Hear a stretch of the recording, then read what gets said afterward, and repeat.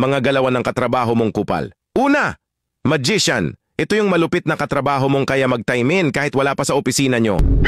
Pangalawa, dupang sa OT. Ito naman yung katrabaho mong palakad-lakad lang pero nagagawa pang mag-overtime. Pangatlo, feelingera. Ito yung katrabaho mong kaparehas mo lang naman ng sahod pero kung umasta, daig pa manager. Pang-apat, promoted attitude. Ito naman yung katrabaho mong na-promote lang, lumaki na ang ulo at naging mayabang na.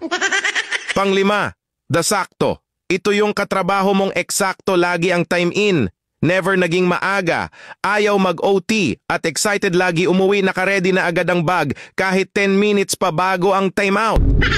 Pang-anim, the huwan tamad. Ito na yung katrabaho mong hindi mo maasahan at walang kusa, pumapasok na lang para sa sahod at 13-month pay. Pang-pito, the standard. Ito yung katrabaho mong perfectionist. Gusto laging standard ang trabaho mo, standard ang dokumento, at standard ang proseso. Pang-walo, the magre-resign nako. Ito na yung katrabaho mong laging bukang bibig ay magre-resign nako. Pero inabot na ng 10 taon, hindi pa rin magawa. Oh, alin dito yung galawan ng katrabaho mo?